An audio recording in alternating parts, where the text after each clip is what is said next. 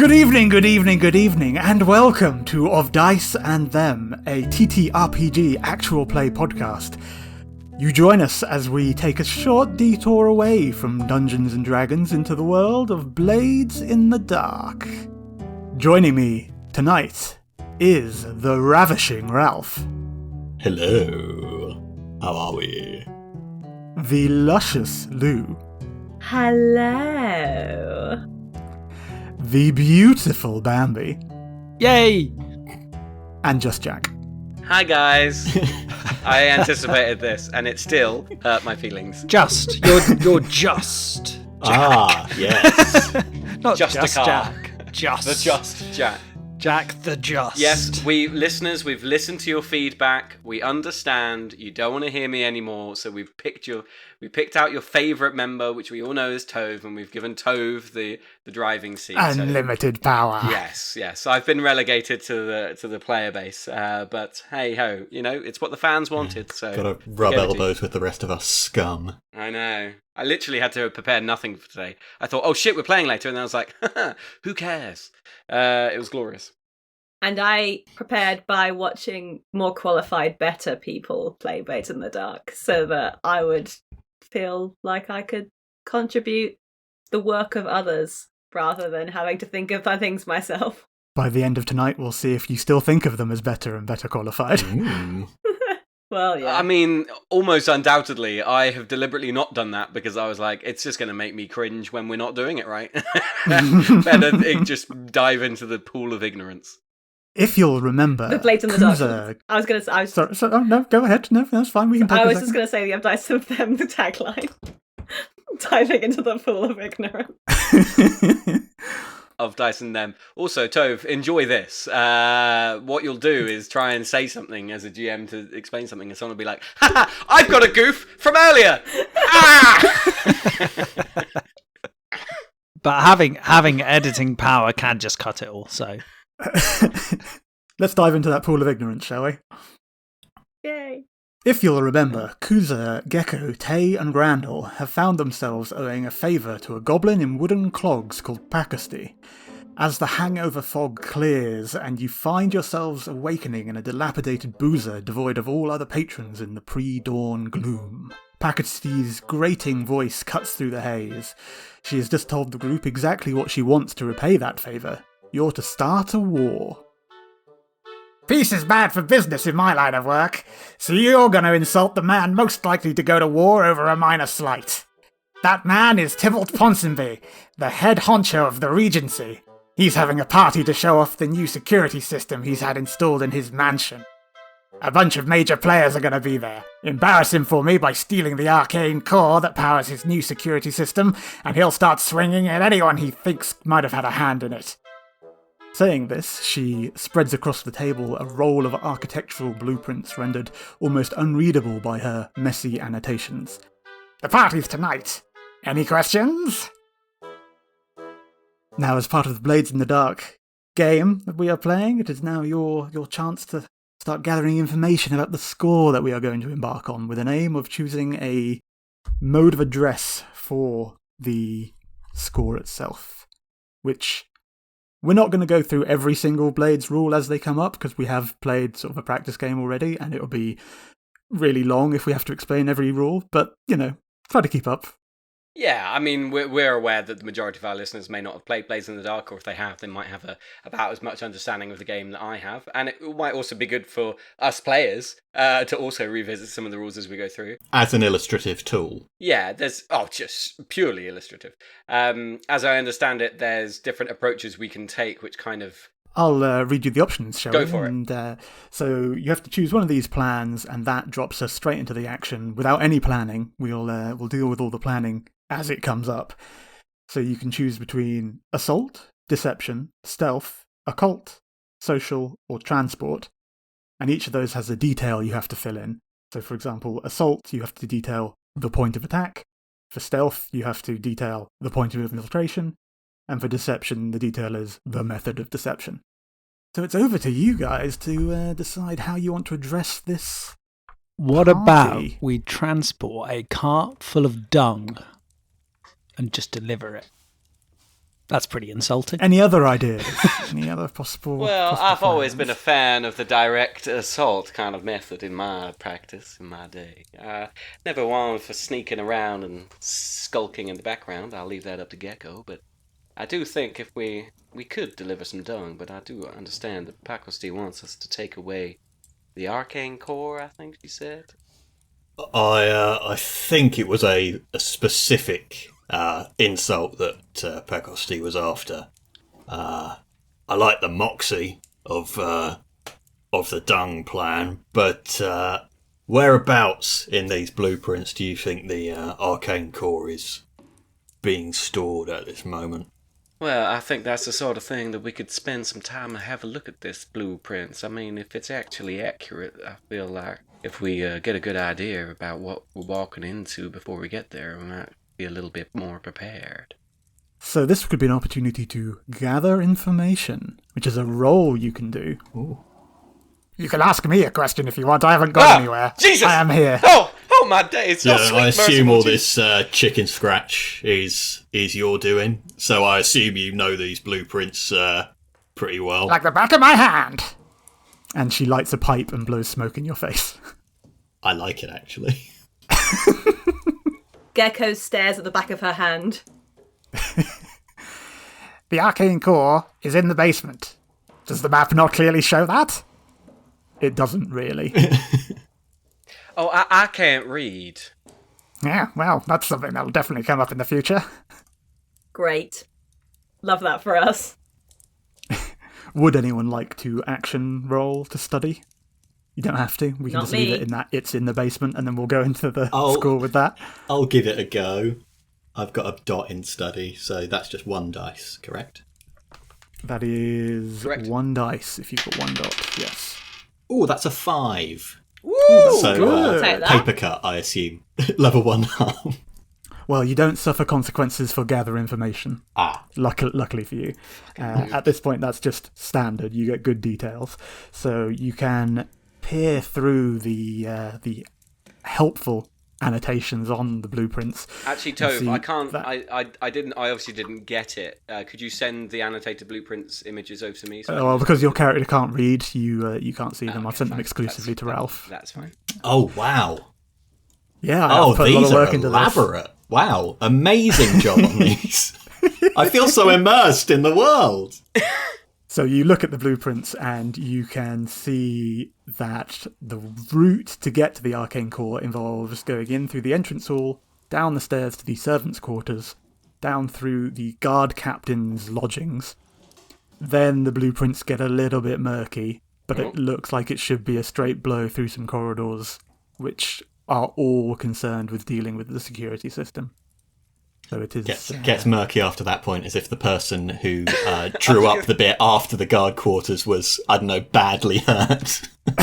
Well, how That's do exactly blueprints- what it looks How like. do blueprints get murky? It's like, this bit isn't important. Let's just draw that. That's a really important bit, and this bit, it's all right. It's not as if we're drawing a document which is supposed to accurately I represent can answer everything. that question. The document is very accurate up to the point where it looks like this bit has been bolted on and just sort of sketched on in Okay, graphite as opposed to ink. all right. There's actually no graphite in Aaron, but yeah, carry. Oh, that's fair enough. Yes, thank you, DM of the world, that I have stolen a small section of it to have my domain over. He couldn't even let you have that, could he, Tove? No. Can't even bring graphite in. Authoritarian dictator that Jack is. Well, I've been told that it's a bit too graphic already. Are there any other questions we would like? Make when you edit that episode, Tove, make that silence even longer than it was. Add some crickets in. yeah. Oh no. Right, so he's planning a bit of a soiree. Reinhard, do you think you could get us in that way? Well, you know, Is his name Reinhard? it could be. Oh, it is. Sorry, shit. Sorry, go on. Well, what I found funny was that Ralph definitely Me obviously checked. going to the other tab to look up what his fucking name was. Yeah, And then we all checked. Randall. Randall Reinhardt. yeah, I'm not going to call him Randall. It's just how he introduced himself to you, but okay. Yes, but certainly I've been to these kinds of shindigs before, so shouldn't be too hard just getting through the front door. Usually it's just a status thing, and to be honest, the guards mostly don't care. If you just act like you should be there, you can get in. I've often did that during my youth. Good way to get some free booze. Pakisty seems to be nodding, suggesting, yeah, that sounds about right. Well, I mean, you could always hire me as your bodyguard. Ooh. Let me take another run at that. My accent's going to travel around. That's okay. Yeah, where did you say you were from? I picked an accent I can't do, so it'll be a mix of several different things. Creating the centaur accent, which will be spread out across it. Fly. Yeah, we're nomads, so we travel around. Yeah, you could hire me as your bodyguard. Well, obviously I wouldn't pay you. Well, okay. Just so we get that clear. I mean, it's a little bit mean and rude, but I tell you what, you don't pay me, I won't protect stop me from getting punched in the face. Don't intend on doing anything to get punched in the face, so I'm sure that will be all right. Anyway, I think I'll ask Nanny. I think she might know. Obviously, being of high status, my family will have been invited. Perhaps she might know something about the invitation process. Maybe there's something that we won't expect. So that, I think, would be a consort to gather information? Consort with your nanny? Indeed. Ew. And I have trust in me, so I get a +1 versus a target whom I have an intimate relationship. We'll not read too much into that and say, yeah, worse sure. and worse. So I'm going to get 3? No, it's base 1. Well, it's how many you have in consort. Okay, which is 2. Then 2. +1 for trust in me. Yep, that sounds good to me. So you roll 3 dice and tell me what the highest number is. 1. 4. Good job, buddy. So that's another standard. So your nanny. Fuck's sake, I hate this character. Nanny? Yes, Randall, how can I help you, my young god, master? your nanny's Pakistan? I don't think they were that similar. I'm just razzing you. That one wasn't No, I want to change your voice now. grating. Yes, Randall, my young master, how can I help? Well, me and a couple of friends were thinking about going to a party tonight, you know? What's the name of the guy? Tybalt Ponsonby. The Ponsonbys? And I was just wondering if, there are any, special rules for getting in that you could help us with? Oh, big drinkers, the Ponsonbys. Should you be going along to that kind of gathering, young Master Randall? Well, I don't touch the stuff, but, You've sworn it off entirely, have you, after the last few incidents? Yes, well... After... The one that made your father disown you? Yes, well, I've got to... The one that had you thrown out of the family manor? Well, yes, it's hard on the street, and I just... Oh, I am very proud of you, Randall. I'm very proud that you've turned your life around like this. We should talk to your father soon. Yeah. Oh, he comes now! we will, but the party at the Ponsonbys? Oh, the Ponsonbys. I don't know that they're requiring invitations for any soirees at the moment. You might be able to get away with turning up. Is there anything else you would like to know about the party? I'm not particularly knowledgeable about it. Anyone from the family going I might want to look out for and avoid? I haven't heard that anyone from the family will be attending, so you might be safe. Thanks a lot, Nanny. Any money? Any money? Money, please! Off you go, young Master Randall. I was just about to say how Randall becomes 9 years old when he talks to Nelly, Yeah, and he just that's absolutely wonderful. I proves love my it. point. So to summarise, you don't think there's invitations required, and you don't think you're going to run into any extended family members there. And just to check, Randall's sworn off alcohol, and his vice is... Drugs and alcohol. Cool. Maybe that will come up later. What about their security systems? How would you like to try and find out? Is there something on the blueprints for security systems? Well, Isn't that what they're showing off? yeah, you know that they are showing off a new type of security system. Oh no, So you may be encountering stuff that you're not familiar with. that's bad news. That is bad. You would know that the Ponsonbys have a household guard, and Pakistan mentioned that there will be other big players at the party who may bring their own guard as well.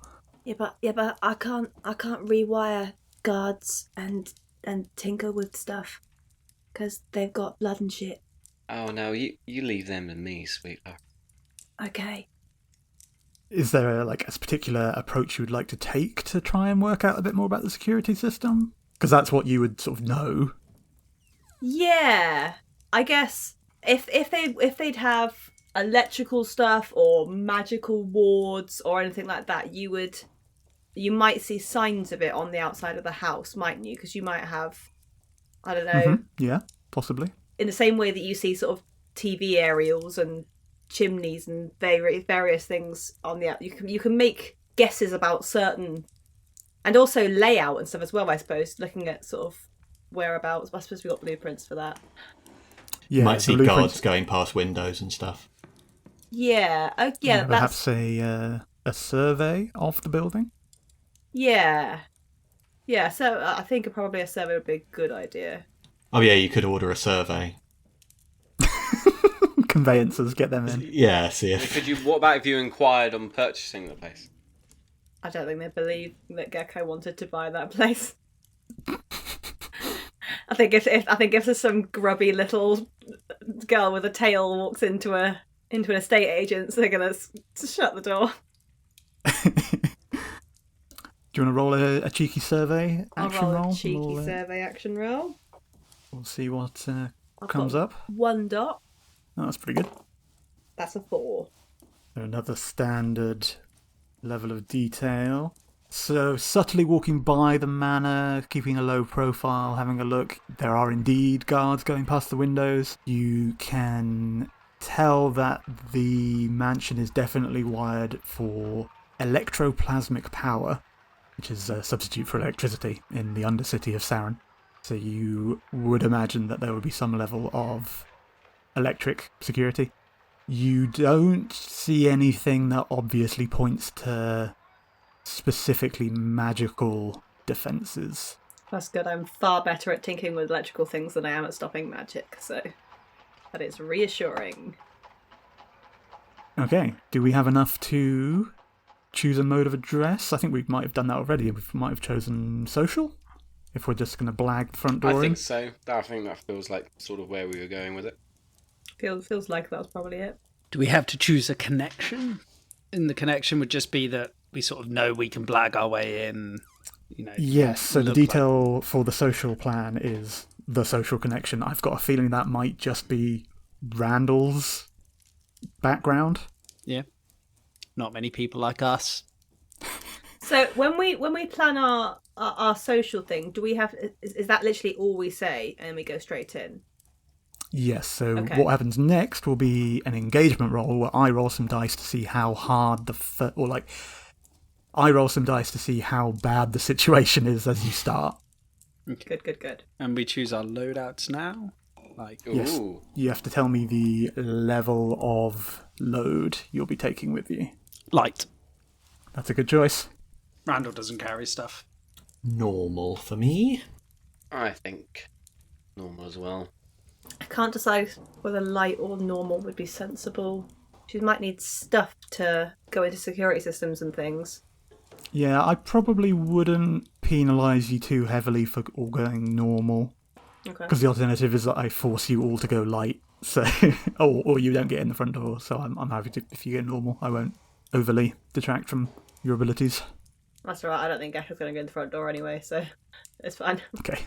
Gecko's not really a front door kind of girl. No. She's not really someone that, gets introduced first.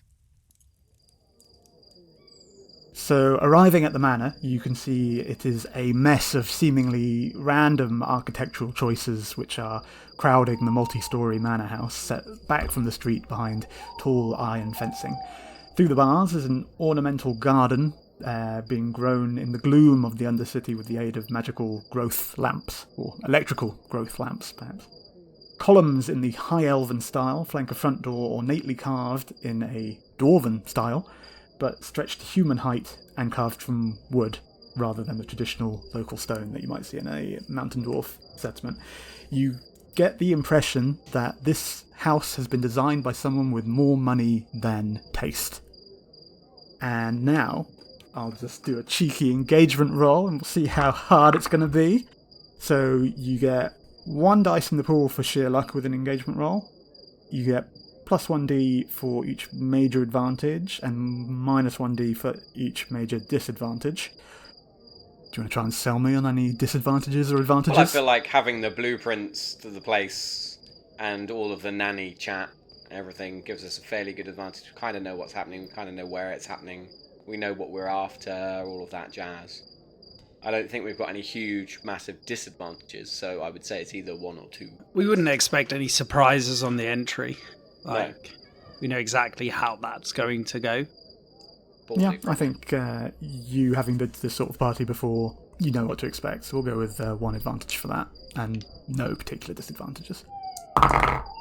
That's a 4, so it's a mixed result. You're in a risky position as the action starts, which I think is you rapping your cane on the front door, the door opening, and revealing a Dwarven guard captain. She's a lot shorter than you, obviously being a guard, with red hair tightly braided behind her head. Yes, how can I help? Randall steps forward wearing his fine clothes and jewellery. It's 2. It's 1. It's actually 1 item, which doesn't count for load. Well, you'd hope not, because otherwise you're getting dressed in front of her really quickly. Guest, I see. Yes, just point us the right way. These are with you? She indicates the group behind you. Of course, these are my guards. Someone such as myself couldn't be seen out in the street without some protection. These are my 2 guards. The 2 guards with me. I think that possibly you should have 1 guard. I think possibly 1 guard as well. This is my guard. Well, hi. My name's Anastasia Lawswift, but all my friends call me Tay. Enchanté. And she puts her hand out to the person who's short because they're a guard. The guard sort of looks at your hand and doesn't take it, but gives you a nod. Well, all right then. And your name is? Randall Reinhardt. And her eyes narrow as she tries to think where she's heard that name before. Do you want to roll a sway or a consort? I suppose it's the same. It's the same. Nice. Do I get +1 for my fine clothes and jewellery? I guess you probably would. Ow. Because otherwise, why is that an item if not to make people recognise that you're a noble? Correct. Me and Max are over here is going to roll 3 dice. 2 every 6s. fucking- There you go, 2 there's a crit. 6s. Now you have 2 guards. Oh, Mr. Reinhardt, please go right ahead. Are you sure you only need the 1 guard? I would have expected you to have a whole entourage. Oh, he only needs 1 when I'm around, honey. So she steps aside and allows you entry. With a critical, you generally go some way to overcoming the next obstacle in your way. We'll keep a trick up our sleeve. Yes, perhaps whatever the next obstacle is will go slightly better for you. Yeah, because we don't know what Quickly, it is yet. now, sprint to the cellar. So that the next obstacle you face is the guard room. Why are you running? Oh, well, they rolled critical, so I must let them go. So you enter into the grand entrance hall, and the guard captain says, "Go on to terrace. There is a demonstration of the new security system taking place." You note as you move through the hallway that there is a stairway down to your left and a stairway up to your right. You move through into the ballroom of the manor, which has large French windows that open out onto a veranda which is packed with people. Edwin French is, of course, a famed interior designer. It's actually Edwin. It's French. It's actually pronounced French. More Aaron law that I'm not boned up on. I see. Yeah. I assume that there are servants moving around with drinks. Yes, there are a number of servants that are currently populating the large tables in the ballroom with food and drink. Tay goes over to his food and drink and starts having food and drink. You acquire the food and drink item. Randall takes the nearest alcoholic beverage. And double fists his way to... Yeah. Tay's all about pleasure, so she kind of goes for, oh, I want that thing. YOLO. So while you're whining and dining each other in the ballroom, what about the rest of our party? Where are we, Kuza and Gecko? I think Kuza and Gecko either, and feel free to contribute to this planning, Ralph, but I think that they either would be going down the side way to try and find, because if the servants' quarters are below the main level, there's got to be an entrance, Servants' from entrance street or level. deliveries or... Yeah. So it's either that or to scope things out, because I can't. My immediate thought was roof, but actually, if we're going But to, we're going wanting to to go to the basement. exactly. Yeah. Long way so, down. What about if we found a dumb waiter? But I wonder, because we did this over here, probably from the shadows, while Randall was going in through the door, that they were going to do a demonstration of the new security system on the terrace. So I wonder Yes. if that might be a good thing to watch, and before trying to get into the basement. See, I was thinking if we try and time our break-in to the demonstration of the security system, Ooh, the security system getting tripped won't matter. that's Oh. genius. Let's do that. That's why he's the highest member, paid member of Dice and Them crew. Everybody, Because I'm the one who can talk good. Ralph Stickler. So are you currently just hiding out in the front garden, waiting for some kind of a signal to get in, do you think? Yeah, I think we're sort of scoping round, trying to find, or potentially have already scouted out a side entrance or a servant's entrance or some sort of smaller, lower class entrance, if there be such a thing. And It might Or be just- better for us to get into the basement, because it's not just going to be right there on the other side of the door, is there? So there'll be other Yeah. security, I'm sure, before getting to the arcane core, and we should probably use that opportunity. It's probably a good idea for us to be inside. Okay, shall we prowl our way to the Prowl. entrance to the basement? I think that's probably a good idea. We can do it as a little, And since as a you're little both group doing action. it, perhaps a little group action? Yes. group action. And I'm going to use my fine shadow cloak, which does not Ooh. count for load, to make myself even sneakier. Shall I lead the It's- prowl? I think it absolutely makes sense for you to lead the prowl. So I think we'll say that this is a controlled roll, as there don't appear to be any guards outside the Well, I already mansion. scoped that out in our gathering information. Yeah, so you're primarily avoiding any unknown security and also the windows. Yeah. So I'm going to roll 3d6. Oh! Got myself a 6. Great, because I got a 2, a 4, and a 5. So Okay, so you only, in a group action, you only need one person to succeed. I'll take a stress for my 2. You take But the we'll- highest dice you roll, Lou, so you don't take any stress. Because you succeeded, right? So yes, that's true actually, because I didn't get a failure because I did actually roll a 5. So yes, I don't get any stress. Yay! And so if we take the highest dice, that's Ralph's 6, so there's not even any consequences here. You prowl through the garden and make your way to the side of the building, As you are approaching the alleyways of the side of the house, you spot a trapdoor further along, which is obviously some kind of delivery hatch, which you suspect leads directly to the kitchen. And you notice a tripwire that runs across this alleyway at the moment. And with that, Six, you notice it in time, step over it, don't raise any kind of an alarm. You make your way to the trapdoor and carefully open it, and can confirm that yes, this does lead to the kitchen, but there is someone inside who appears to be cooking. Shall we flip back to the party? Ow, this is... Oh. You remembered you had a voice. Ow, this is my voice that happens when I eat. Sorry, I don't know what came over me. So you are currently alone in the ballroom with some servants who are sort of giving you the side eye, wondering why you're not out on the terrace with the other guests. I think we should go to the terrace with the other guests. I agree. Oh, why did you get so close to my ear when you said that? So moist and everything. Your hair is just so soft. Well, thank you, I guess. Take another drink and go out to the terrace. I don't want to have no illicit affairs with you, young man.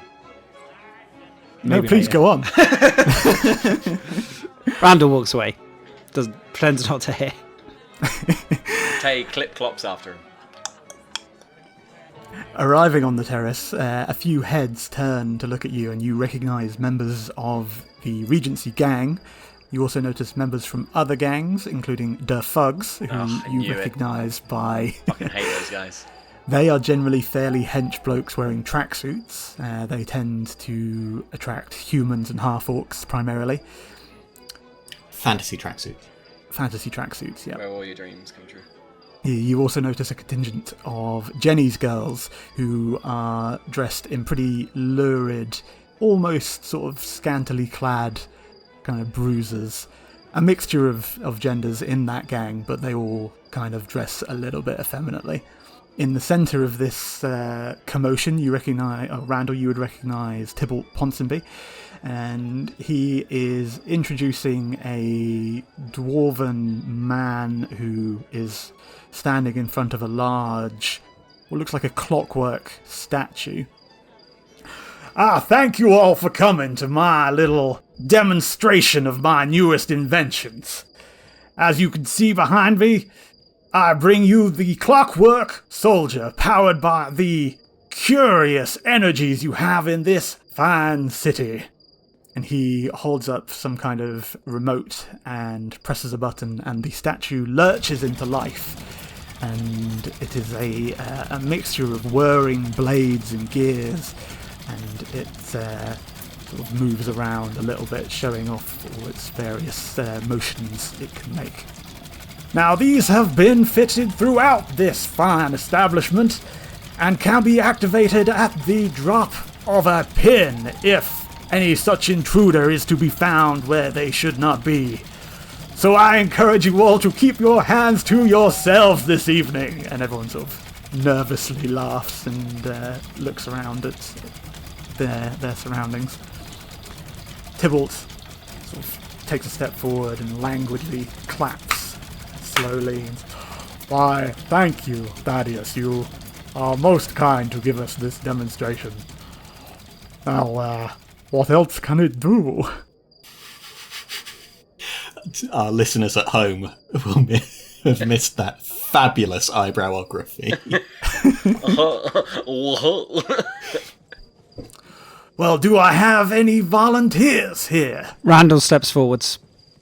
Oh, wow, I expected to finish my sentence before, before I received the volunteer. Would you like to engage in combat, good sir? Tay steps forwards. And Randall steps back. No. Well, of course I wouldn't be expected to fight it, but I'd like to see if it could best my guard. Why, yes, you are a strapping sort, aren't you? And Tay's just like got half a Scotch egg. Like, Do you consent to this battle of strength and cunning, my dear centaur lady. Why, I do declare I've never had such a wonderful invitation before, and I would gladly accept. On guard. What does this look like? What are you armed with? Good question. I think I'd go with old Swifty, my big old hammer. So I think she's got that two-handed, big, fine weapon. But I think she wouldn't like rush at it and try and hit it. I think she'd sort of bait it and like step forward and be like, oh, what's happening? Oh, you're a bit of a clockwork. You're an idiot. You're not going to take my job, you know. So the crowd sort of takes a step back. Can Randall walk up to the wealthiest looking gang and say, 2 gold on the centaur? You can indeed. I think the wealthiest person there would probably be Tybalt. He is bedecked in gaudy clothing. Only 2 gold, I see. Why don't we make this a little interesting, Mr. Reinhard, isn't it? Quite right, sir. 1 coin, shall we? 1 coin it is. Oh, for fuck's sake! Randall, we don't have 1 coin! Coin being a mechanical Do we have a description coin? of... I feel like we have a coin. Well, let's see how this fight goes. Okay, you piece of meat, let's go. Hunk of metal. Thaddeus takes a step back and presses a button on his remote and says, well, your funeral. And there's another nervous ripple of laughter through the crowd. I certainly hope not. Yeah, I think Tay's just going to sort of walk forward and kind of goad it into doing something. The clockwork soldier rushes forwards and its arms fly out to grab you, we'll say. How do you handle that? This goes into slow motion as it lunges towards you. Well, I think Tay is very much a fan of doing the unexpected, and if it's a robot clockwork thing, it's probably been programmed to do various basic bitch stuff. So I think Tay's going to counter the lunge with a lunge of her own and charge at it as well, because charging is what centaurs do best. So I think she's just going to charge at it and swing her hammer directly at what appears to be the center bit, whether it's like a fucking Center Tony mass, Stark-esque thing with the power core, or whether it's removing the head or destroying the brain kind of vibe. Yeah, I think there's definitely a center mass for you to aim Okay. for, so Yeah. I'd go for that. She's gonna You go wanna straight give for me a skirmish? Sure. Do I get +1 for my fine heavy weapon? I do not think so. I think that makes it a... I think if she'd have been allowed to bring it in and it's part of her loadout, she can use it. Yeah, I just regret saying that items automatically get you +1 dice at this point. I know you did. I saw it unfold and I thought, as Is a that DM, not the rules? I don't know off the top of my head. I thought it was the point of items. I've spent 2 load on this bad boy. I've blown my load on this fine heavy weapon. And the least it could get me in return is an extra D6. So I can fucking murk this guy. And earn us a coin. Probably Keep take a rolling. little bit of a break from rolling the... Yeah, roll 3 dice. We'll change it if we need to in the future. Wow, thanks. Well, my best is a 6. So the hammer comes down and beats the statue backwards, and you definitely see a look of shock on Thaddeus and Tybalt's face. Tay turns to him and goes, "Oh, look what you made me do." And we cut to the kitchen. You hear a clatter of metal coming from behind the house, but you are faced with a chef, it looks like, with her back turned to the entrance that you are coming through. You see a door on the far side of the kitchen. So we've successfully sneaked in. Yes, you are in Yeah. the kitchen now. You've entered in through some kind of delivery hatch. And so you've sort of picked your way through bags of potatoes and are now finding yourself concealed in a kitchen with a chef who is not currently aware of you. Have they got a triangle in front of them that moves every time that they turn a different direction, and as long as we stay out of their cone, then we'll be okay. Yes, she is a dragonborn, and she has eyes in the front of her head. So Okay, that's her good to cone know. is relatively narrow, and it is Great. focused on whatever she is currently doing at the cutting board. Got it. That's good. Is holding a knife though? If she's at that, probably at a cutting board, so that's not ideal. Flashback. Oh shit! Ralph, what's a flashback?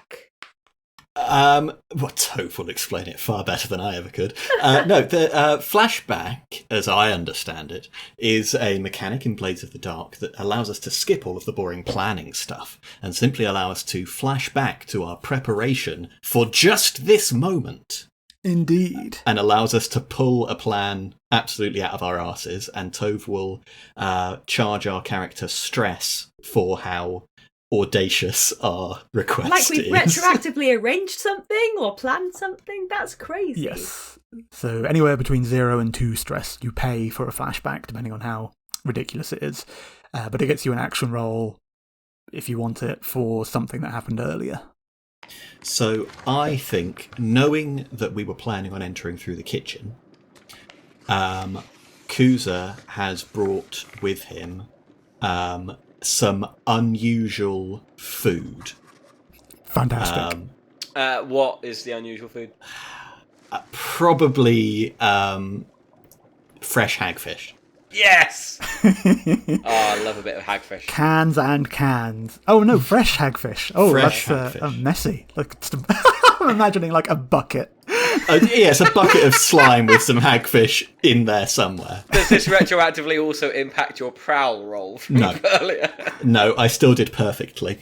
Yeah, that was tucked inside your coat when you were prowling. So Did leave a jelly slime trail.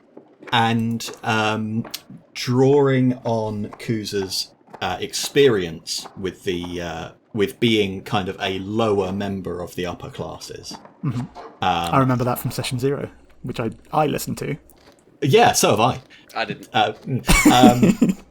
I'm going to try and breeze through the kitchen in the manner of a important servant, a butler, thereabouts, something like that. And I'm going to just say to the chef, my master has requested fresh hagfish to be served to him at the soiree. I trust that you can see to that. And I want to command the situation and just breeze through as if that's what I'm there to do, and I'm going to move through this door now.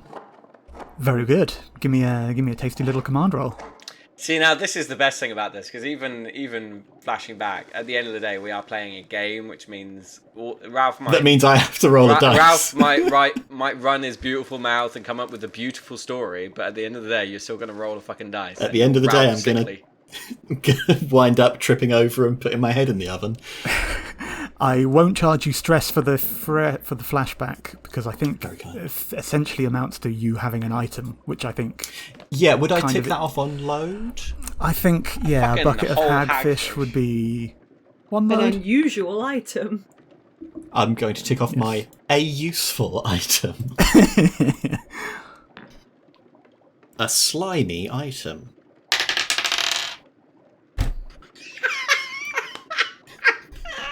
It never changes. No matter what game we're playing, there's I nowhere rolled to a hide 6 from on my prowl roll. There's a group action.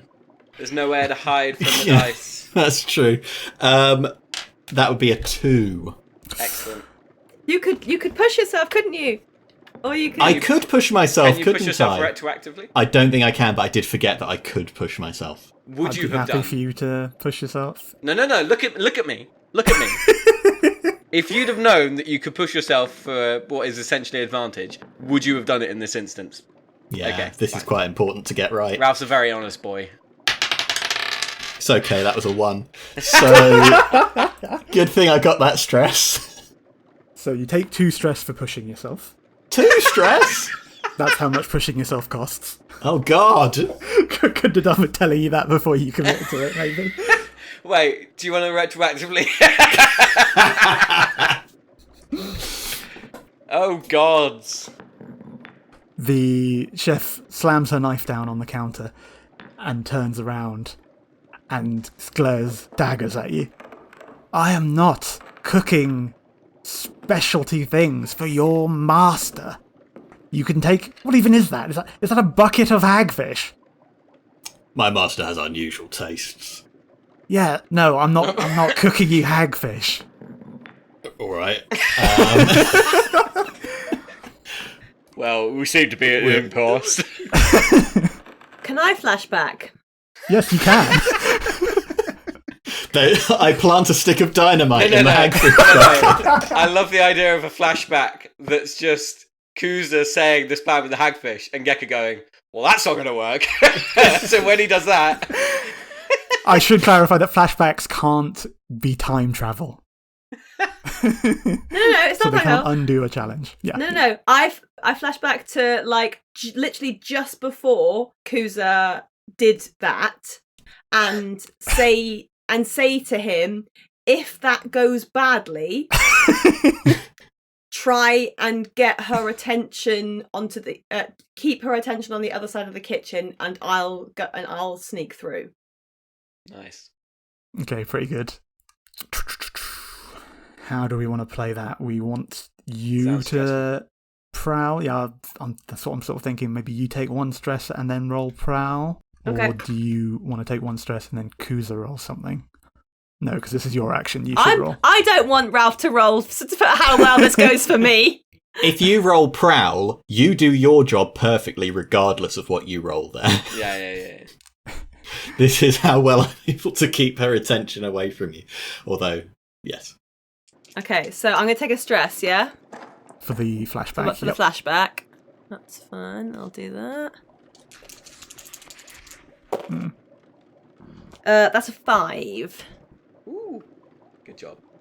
So yeah, I don't know. I mean, I suppose you could just dispose of it. What have we got here? Here is this a good place to dispose of the Into the stew, into the main stew that's bubbling on the side. Not there, you damn idiot! And she walks over to examine the bucket while Gecko sneaks by. As you open the door, it knocks a pan from the counter behind the door, and you have to dive to grab the pan before it hits the ground, taking one additional stress before successfully escaping the kitchen undetected. Cool. Back to the fight. The Clockwork Soldier reels from the strike to its torso, and what did you roll? It was a 6, wasn't it? 6, baby. Yeah, so it staggers back, and it doesn't seem like it's getting back up again. And you look at Thaddeus, who is a little bit flabbergasted. Is there no one else? Are you not entertained? I say. This one is, of course, merely the show model. It is not attempting to kill the guests of my fine patron, Mr. Ponsonby. Oh, I could tell that, sir. I could see that as I went towards it, it restrained itself, and it looks like such a wonderful piece of engineering. I quite feared for my life. I tell you that. I would not trifle with one again if I had the choice. Now, perhaps we can move on to another part of the demonstration. And Randall, in the crowd, Tybalt forces a large coin into your hand. Sorry. It's coin is like a concept. It's not a single large coin. In this instance, it is it is a bag of money that it is a purse. One coin. Very well, for my next demonstration, I will show you the automated nature of some of our defenses. And he takes a step away, moves behind the Clockwork Soldier, and returns with sort of what we might recognise as a small, steamer case, which he sets down on the terrace in front of Tay.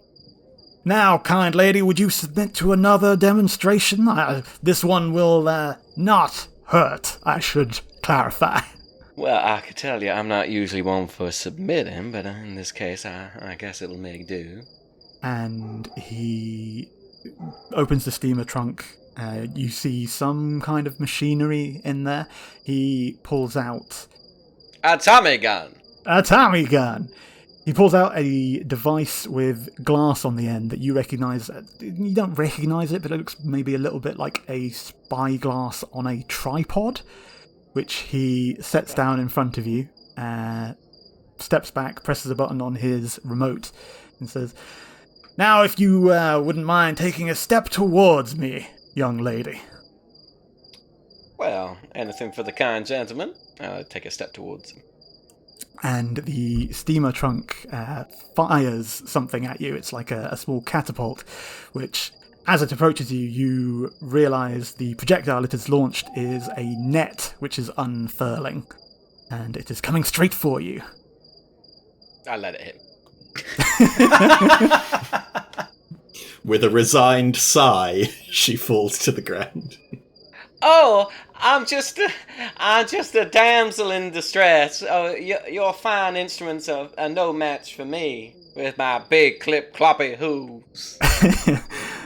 Yeah, it's a little bit pathetic. It sort of, It just like covers you. slaps me on the side, right? There's no way it's centaur-sized. It is not centaur-sized, but it does sort of cover your humanoid section. Okay, so I'm just wearing a net now. Cool. Lean into Tybalt and say, "My word, what could you have that's worth all these incredible contraptions? Like, what is it that you need to protect?" Well, my boy, it's merely the power source for such a system is worth protecting. Oh, wow. Well, I'd love to have a look. I bet you would, young man. I bet you would. Sorry, just to be clear, they've set up a security system to protect the thing that powers the security system.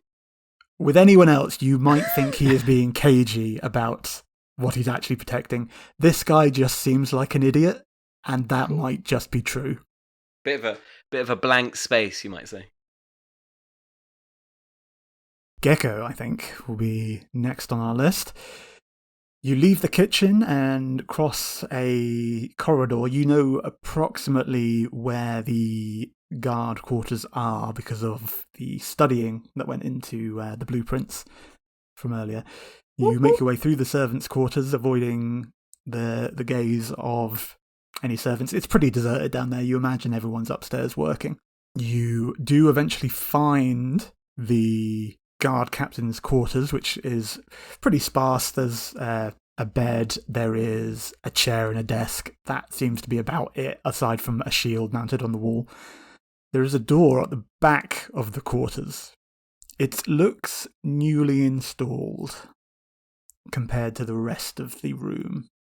Can I go and have a little survey, maybe, of around the door and area, and see if it's been freshly laid, then there might be areas of weakness or stress that I could take advantage of. I reckon so. You want to give me a survey? Give it a go. 4. Should we treat this as a gather information? Because I can't think of any decent consequence from just looking at a door. Cool. So inspecting the door, you see it is made of metal. You can sort of peek through the keyhole. You can tell that It has a is keyhole, does it? Locked. Yes. There don't appear to be any sort of weaknesses in the door frame that you might be able to exploit. Okay. I mean, obviously, my D&D instinct is to check for traps. Yeah, I don't think you can see any traps on this side. In that case, I should probably try and pick the lock then. I think that's a tinker. Okay, I have a set of fine lockpicks. I think that, yes, we've been saying items give you plus 1d, so... No. And if that's wrong, we'll fix it next time. Sounds good. I got a 1, and I also got a 5. 5, so that is a success with consequence. The door swings open, revealing a dark metal corridor on the other side. and as it swings open, you hear a click, and something shoots into your hip from the opposite wall. I'm going to use my special ability. What is your special ability? My shadow special ability, I can expend my special armor to resist a consequence from detection or security measures. Wow, that is incredibly appropriate. Isn't it just?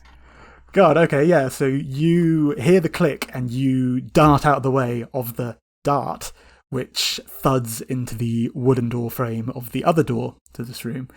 Inspecting it, you notice that it has some kind of liquid inside, which would have entered into you had it hit you. Phew! Glad it didn't hit me. You resist that consequence. Yay. So in the kitchen, I think the Dragonborn chef has taken the hagfish away from you and set it in the corner where no one can tamper with it or add it to any stews further. And she says, "Right, well, I'll leave you to go tell your master the bad news that I'm not cooking his bloody hagfish for him." What was your name again? Just so that I can report it properly, you understand? No, please do. My name is Meg Leakfield. Remember that name? You'll hear it again. I certainly shall. And I am just going to take my chances, aim for the door for going further into the... She doesn't stop you. Perfect. So you find yourself in the same dark corridors of the servants' quarters. The dart thuds into the door frame next to my head. Do you just want to catch up with... I think I'm going the same way. We might as well catch Makes up at this sense. point. I think that's a good sort of introduction to where we are. Okay, upstairs we have... I'm Tay, and that's Randall. Hey, Getting Larry. Yeah, we're fucking wrecked, mate. We've been drinking this fine wine. Welcome Man. to It's Posh Boy and the Horse. Blah, blah, blah, blah. Don't call me a fucking horse. Well, a round of applause for my fine assistant. Thank you very much, my lady. And he helps you out of the net. I was going to say Tay bows whilst in the net like this. Gecko, you ever feel like we're the only ones who do any fucking work round here? hey, I made it. Randall got us a coin. Well, we don't know that, and I suspect we never will. True though. And Tybalt takes a step forward. Says, a round of applause for these fine assistants. And sort of half-hearted applause goes around the group of assembled partygoers. And now, if you would all make your way back into the ballroom for food. And Tay goes straight up to Tybalt. Yep. And takes both of their hands in hers. Thank you for showing me this. I had such a lovely time testing myself against the metal of your security system. I must say it was truly an honor. He looks deeply uncomfortable at being touched by the help. And then I kiss him gently on the forehead. Give me that sway, baby. Oh, Well, what are you trying to achieve with this kiss? I'm Perhaps not I should trying to ask. achieve anything. I'm just role playing, baby. Okay. He shudders slightly and silently extricates himself and sort of makes his way into the crowd with a hesitant glance over his shoulder at you, like he's slightly unsettled. Yep, I'm just paving the way for future victories. Does anyone around look less nervous at the security systems and more maybe interested, or like they're trying to sort of study and get a take on what they're up against? Yes, definitely. You can see that you didn't see them before in the crowd, but now that it's dispersed a little bit, you notice that actually the leader of Jenny's girls, Jenny, is here. And she is... The Jenny. The Jenny the Egg, as she is sometimes known. She is a butch human woman who has made her way over to the net trap and is sort of cautiously examining it It's pretty pathetic, don't you think, all of these security systems? I mean, my guard pretty much was unaffected by them. Oh, she's one of yours, is she? Oh, well, yeah, she didn't give them much trouble, did she? Yeah, this is pretty fucking pathetic, I would say. And she sort of gives the box a little bit of a kick, which Thaddeus doesn't look too happy about.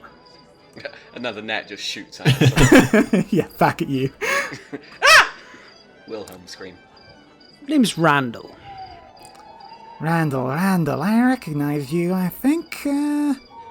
Jenny, nice to meet you. And she gives you offers her hand as a handshake. I know. Let's just say I'm working. Oh yeah? Who are you running with? You looking for work? Yes, I might be. What's the going rate from your lot? Well, depends on the job. Let me maybe arrange a meeting at some point and we'll see what we can offer you. You're not running with the Regency, are you? Oh, no. Wouldn't dream of it. That is what I like to hear. And perhaps you exchange details in a way that we can handle Perfect. outside of fiction, so she knows where to send the messengers. Randall has problems staying on task. I'm Randall. I'm doing a crime. If you're picking up what I'm putting down. He's boastful. Yeah, but he's not a fucking idiot. Who says? Well, No, actually, don't. Yeah. Do I do crime? Wow, boy. I'm doing crime right now. I've done crime 3 times since I walked through the door. So, how do you reckon he installs all this? You reckon one dwarf does all that work? No. I don't know, do I? No, I realise the most logical thing would be for Thaddeus to chime in, but I didn't want to roleplay with myself, so... It's like, well, perhaps we can ask this fine gentleman. Why, I just so happen to have overheard that conversation, and, Are you trying to rob this place? Oh, yes. No, I have quite the devoted cadre of gnomish engineers who work for me. They did most of the heavy lifting, as it were, when it came to installing all of this equipment in this fine abode. And where are they now?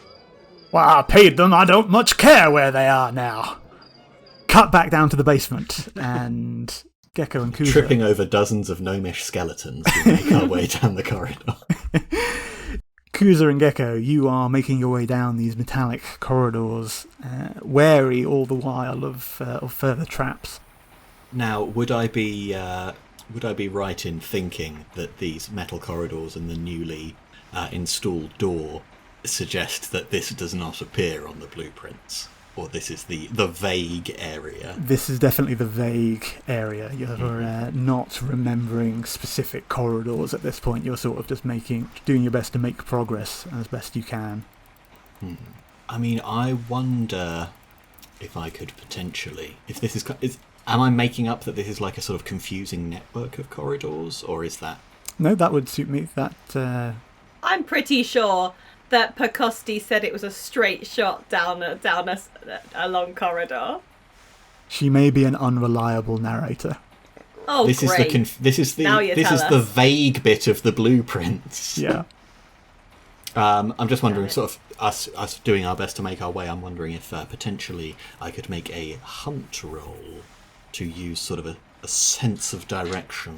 Yes, you are making your way through these warrens of metallic corridors. You are occasionally coming across the odd thing which is just obviously a trap, like you spot a trapdoor in the floor, you don't step on it.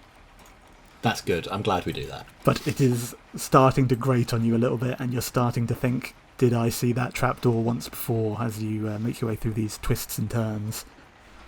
So yeah, give me that hunt. 2 dots in hunt. So, 6 and a 5. 6 is just a flat success. So yeah, you eventually find your way to a larger chamber. It's it's this way. Has sort of only describe it as a maintenance pit in the floor, which is about sort of a 30-foot drop down. In the centre of this pit is an orb, which is held in sort of a metal hand, is probably the best way of describing it, in the centre of the floor. It is glowing with this sort of sickening white light, which makes you feel just unwell to look at it. This feels unnatural. What's directly above it? Directly above it is some kind of contraption, is the best way I could describe it. There is a control panel off to your right, which looks like it's connected to the contraption. How about like ceiling-wise?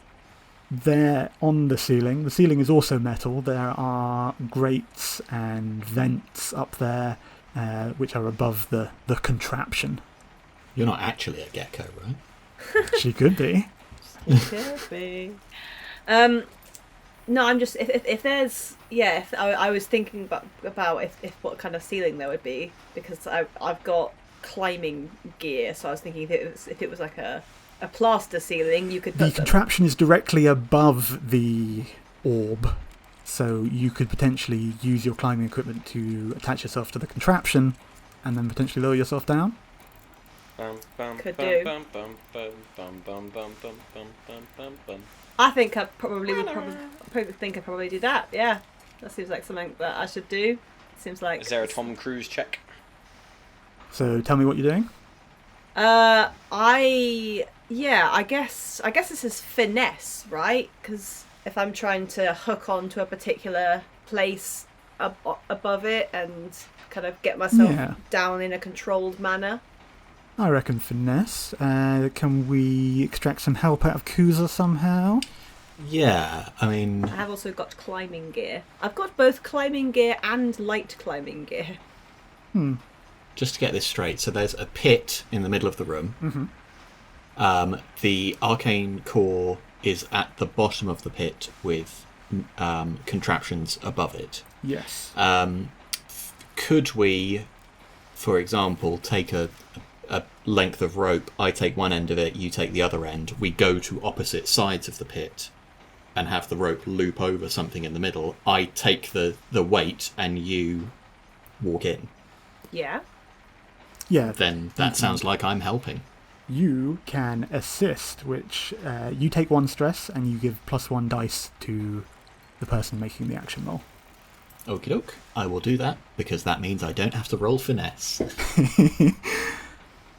So that would be 3. I mean, I could have 4 if I use my climbing gear, but I'm reaching the end of my load, really, so I'll probably just take the 3. Okay. Haven't we already said that we're using rope?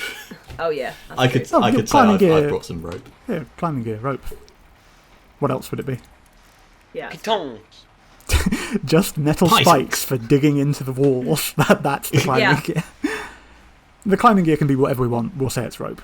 Yeah, but I'm just wondering whether that affects my rollout. I would mark use of... My light climbing gear. Yeah. Oh, so that's automatically an extra dice, right? Yeah, based on these rules. Let's do it. Hey, it doesn't say fine climbing gear. Can't wait for all of the hate mail from all the Blades I of the Dark promise we'll players. work out how items work for next time. That's a 4, a 4, a 6, and a 6! 2 Whoa. 6s, jeez. Boop, boop, boop. So yeah, tell me how you Mission Impossible this shit. Yeah, I mean, I guess I do what Ralph said. That he's gonna help me out with my climbing gear. I've got a load of 5, and I've used 3 so far. I have got what is described in my item list as arcane implements. Those sound super useful. No, but I was wondering whether the arcane implements could be some sort of container. So, a bit like... Oh, nice. I'm imagining the kind of thing that they put the... like radioactive cores in, like a sort of... kind of... No, I was thinking like the little kind of force fieldy box that they use in Guardians to put the... Ooh. Yes, Yeah, I like I'm it. 100% on board with that. Cool. I think, in fact, it would be a good idea. Great. So that's what I'll try and do then, is that rather than touching it with my hands, In terms of this idea, I'm in favour of it. All right, third happily. I will get close to it and then kind of snap the box around it. Lou, I have a very important question. Yes. You put the thing in the box. What is the sound that the thing makes as it goes into the box? Oh, I wasn't Great. nearly as impressive as I was hoping it was going to be. Pretty good. That's a lovely, gentle little noise. So as you were getting closer and closer to the core, this feeling in the pit of your stomach was getting stronger and stronger as you got closer and closer to it, until this device snaps closed around it, and the feeling just immediately goes, along with this blinding white light.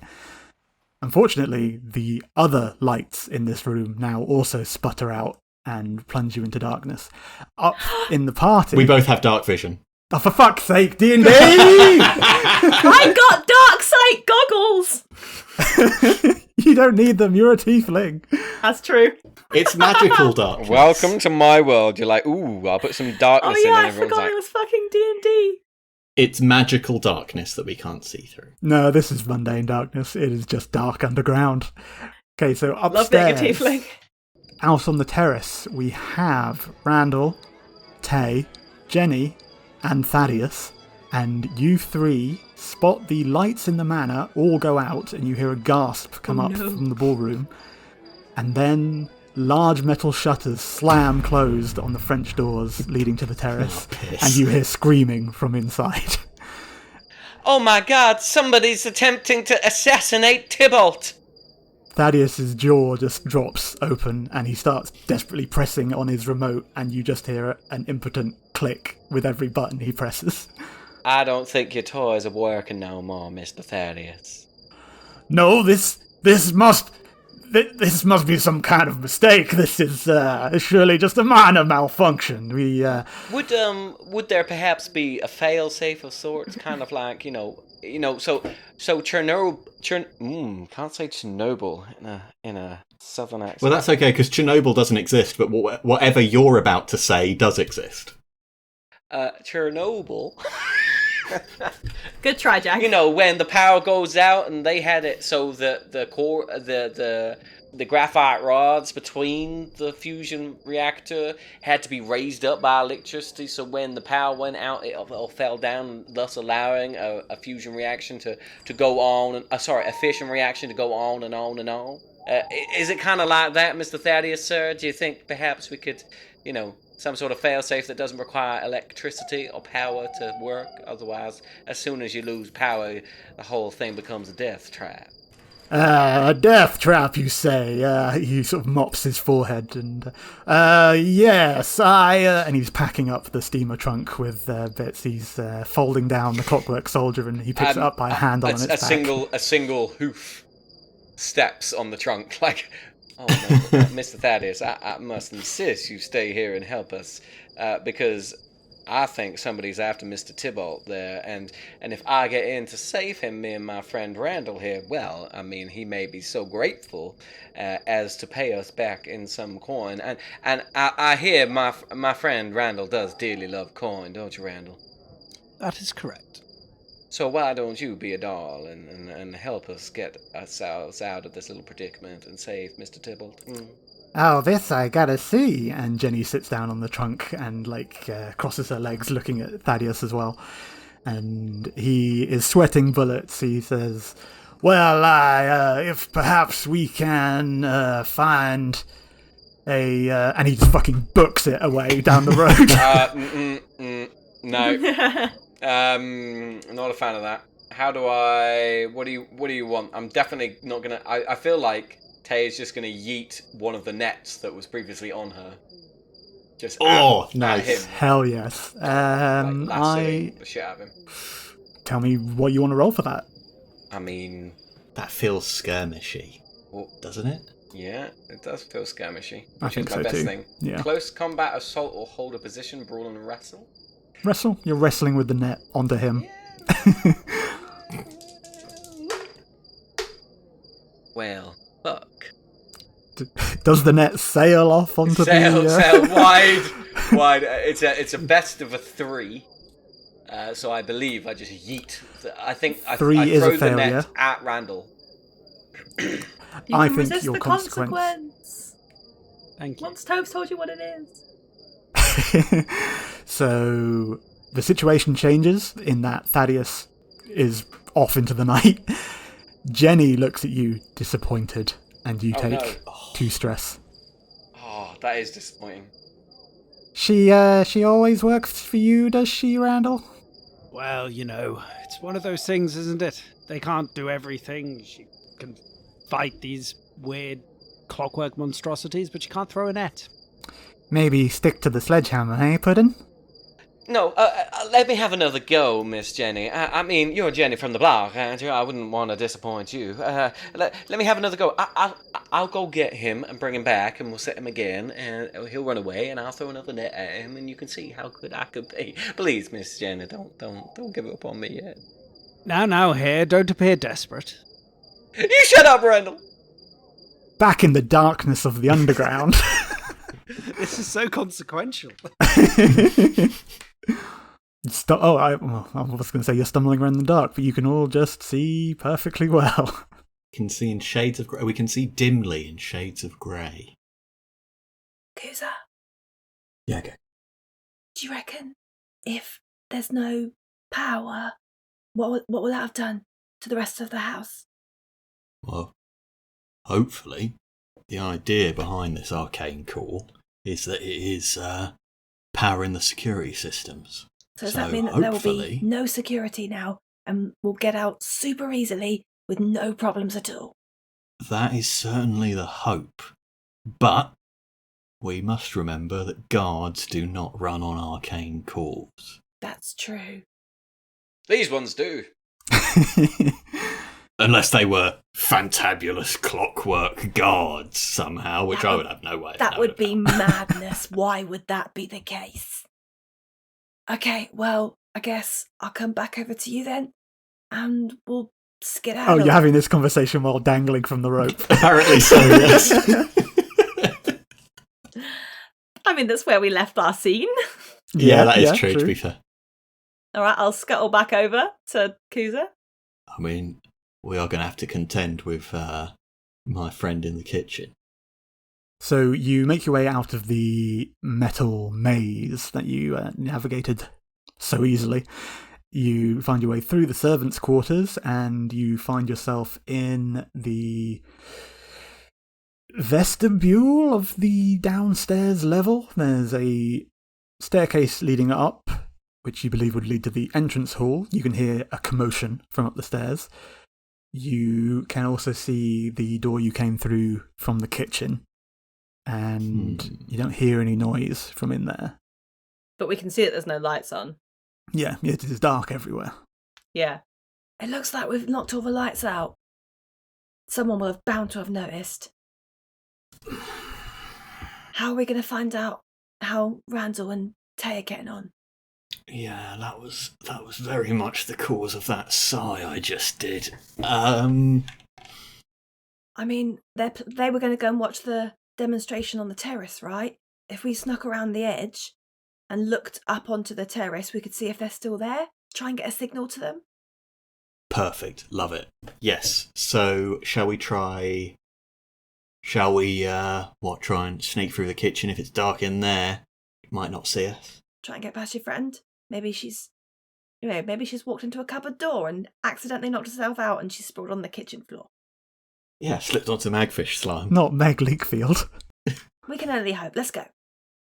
You make your way into the kitchen, and you feel your way to the trapdoor, but no, you walk to the trapdoor. The room is empty.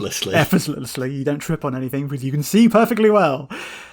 There is a heavy metal shutter across the door through which you entered the kitchen. Oh, bollocks. Is Meg Leach or whatever it is she still in the kitchen? She is not still in the kitchen. She appears to have made her way somewhere else. I assume that to do anything magical would basically be attune, right? Yes. So attune we sort of talked about a little bit in session 0, where if you want to attempt to cast a spell you know exists in this world because we play D&D in it, you can use a tune. But with the knowledge that because of the ghost field around the city, magic works differently. So you can also cast spells that you don't otherwise cast in D&D. Yeah, well, what I was wondering is if we could kind of jerry-rig something that will provide a bit of power to the central security system for a bit that will allow us to scarper out of there, and then it will run out. Yeah, I like this. You can plainly see the conduits that run from the ceiling to this metal shutter. So you can see where you would need to get power to in order to get it to the door. You also have in your possession a remarkably powerful source of magical energy. But I sort of want to keep having that. Let's see, what have I got in gear? I could have arcane implements. That feels... My magic box is an arcane implement. So I know that neither of you have any points in a tune. That means you Correct. would roll 2 dice and take the lowest, unless you can find out some way of adding an extra dice to it. Of which there are lots of ways, and your stress is very low, so there are ways of adding dice. Yeah. Devil's bargain. Make a deal with the devil. And you could also push yourself, and I could help you. So that would help. Yeah, take on the stress, Ralph. I don't know if they stack, but I'm going to say they do. I think they would. You're stacking risks, aren't you? I know what I want to do. I'm just wondering how selfless I'm going to be about this, or how much I would know about this security system. So I'm thinking I've got arcane implements, which perhaps we could say are basically the magical equivalent of like jumper leads. Yep. So I've got some things that I can use to jolt the system. Yeah, perhaps it looks like we call it an arcane tuning fork, and it's a little sort of fork thing which channels magic for people who aren't otherwise able to do that themselves. I like it. So what I'm just weighing up whether we want to go back to the core, give that a jolt, and leg it out of here, or whether we want to just open this door and then work it out from there. I think do it at the door. Okay. Save us saying you run all the way back. You run all the way back. Yeah, again. fair enough. All right, so I will try and get this door open using my arcane tuning fork. So we are taking an extra dice from Gecko helping, and you are pushing yourself? Was that the plan? I am going to push myself. Do I take yeah, a so that's stress 2 from helping? Yep. That gives you 2 dice. Tell me how this looks. How's Gecko helping? Because this is our first use of magic, so this is going to set the tone for all magic in future. So No pressure. So like Ralph said that they were like magical jump leads, right? So I would, and you said that you could see all the places around that are sort of feeding towards the door. So I think I literally take one of the jump leads and go to a point that like there's probably like a point right near the door. There's a point that goes into the main system. So we're sort of having to both jab them at the same time. That sounds good. Yep. And you sort of, as a tiefling, you kind of have a low level of sort of inherent magic. So maybe you kind of have a bit more of a feel of where we need to apply these pressure points. Sure, yeah. And that's a 5. So you concentrate on these points that Gecko's identified, and you count down, and you both channel all of your magical energy into these points at the same time. And there's a bright flash of this sort of lurid blue light as the door slams open, but gives Kuza what feels like an electric shock burning your hand where you are holding the implement. Gecko doesn't get burned because the magic has been used up by the time it has passed through the door and opened it to get to... I've got the positive exactly. node, and yeah. You take level 1 harm. Oh, wait, sorry. Looking at my list of examples of harm, electrocuted is level 4, which is death. So I don't think it's quite that bad. Jolted hand? Zapped. And all your hair stands on end. And all of my Gecko hair. laughs at you, and it's a psychological harm.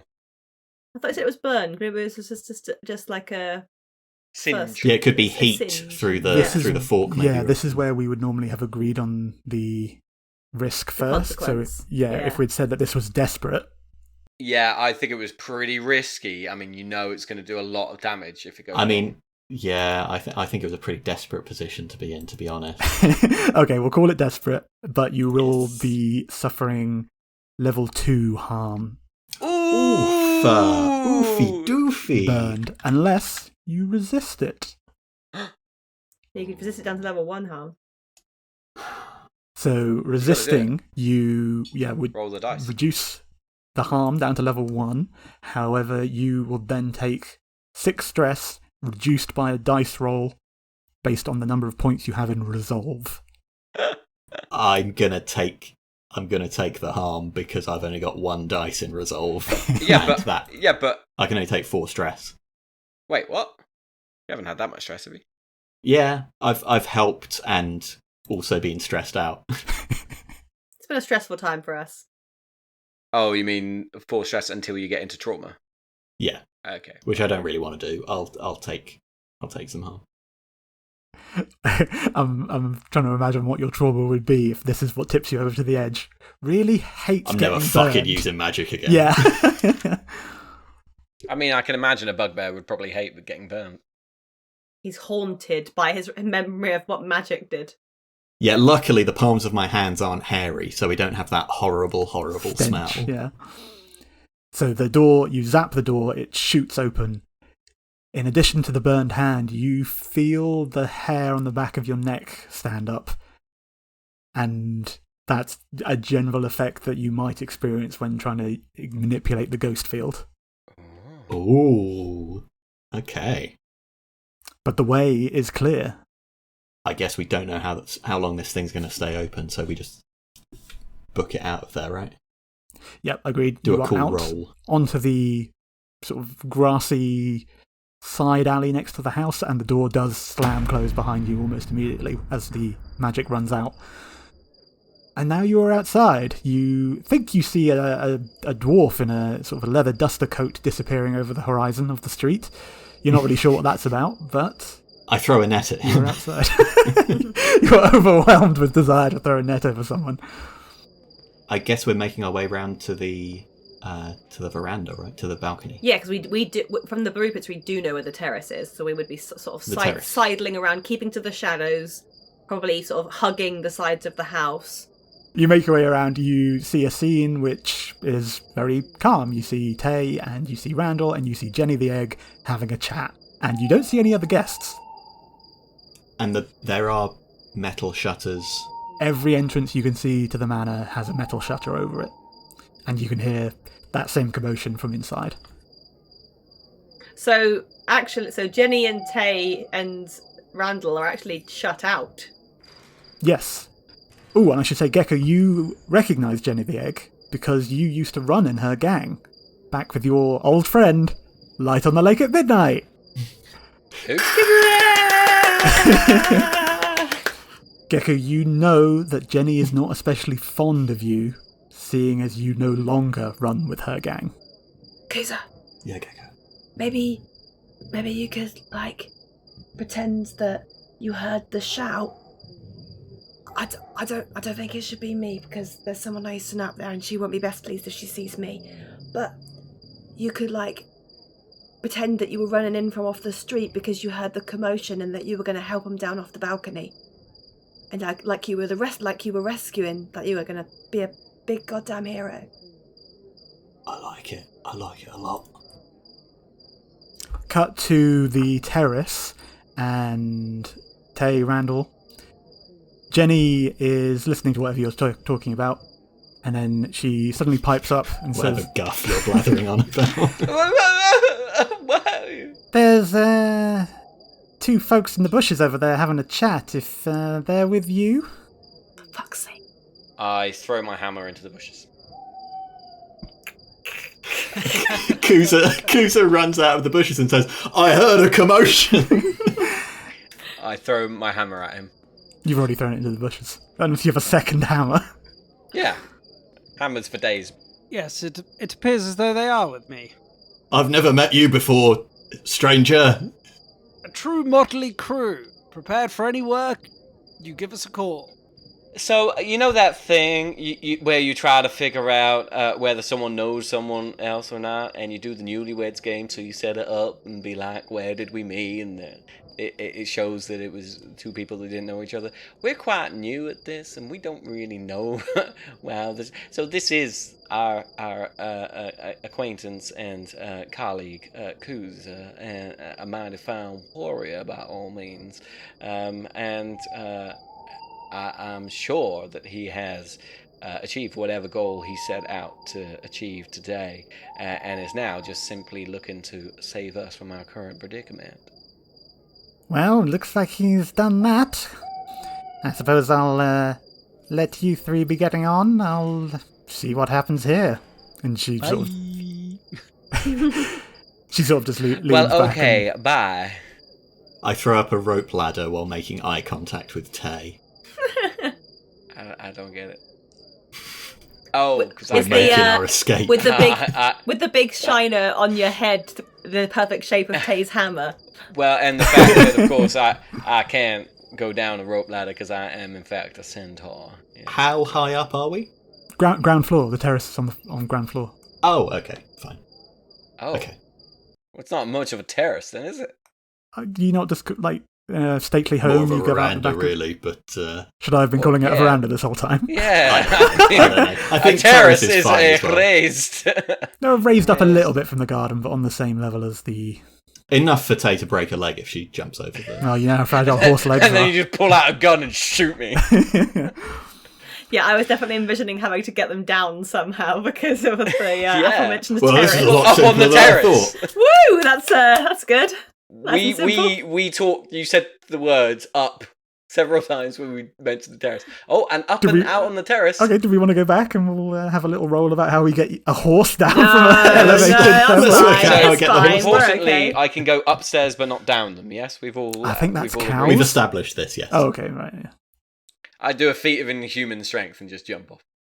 Absolutely incredible. And you vanish into the night. Whoop, whoop, whoop. That's exactly worthy what our diversion. listeners have come to expect from me as a player. Something I'm very accustomed to being, and not at all out of my comfort zone. And on that note, that's where we're going to end it tonight.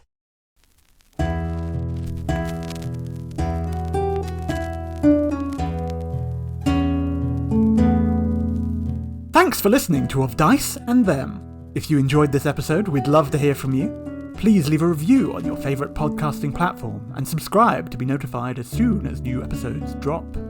In the meantime, give us a follow at Of Dice and Them on social media, where you can also find out how to follow our cast.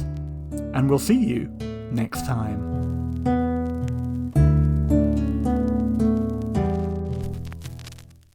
I fucking killed a guy. You killed a robot. Yeah. Robots aren't people. We're going to give it another go. It's a bit more zing. come A bit on. of zing. Bit of zing. Yeah. Ready? Hello. With a hello. No. Hello. Wait till I get through the whole thing. Ready? Wait till hello with a billowing hilltop. Hello. Oh dear. Waiting to get through the whole thing. No. I mean, I thought that was the whole thing. the whole thing is hello with a billowing hilltop. Okay, that's the whole thing. Yeah? Okay. Okay. That was right. That pretty much sums up the show. But if you want to find out any more, you can visit us at www.billowinghilltop. Is it com? Does anybody know? .org. Is it? It's .com. What do we do? What do we play? There's monsters. Does anybody remember? Walking around. I don't know. And, yeah. And we will be delighted if you were to join us around our table as we play Dungeons. Is it 5th edition? Hello? Yeah, we think so. Yeah. Yes. Yes. We What play was that Dungeons noise and Dragons. In the background? Sorry, that was me. What was that noise in the background? There will be noises in the background as we play Dungeons and Dragons 5th edition through the classic Paizo adventure path, The Age of Worms. You can expect this. No! Quite a bit of this. I'm completely lost. This. This. Got a bugbear in my underpants. And one of these. Oh dear. We're on Apple Podcasts and we're on Spotify and we're on TuneIn and you can find us on Twitter and you can find us on Facebook. And we hope you join us. Thanks very much.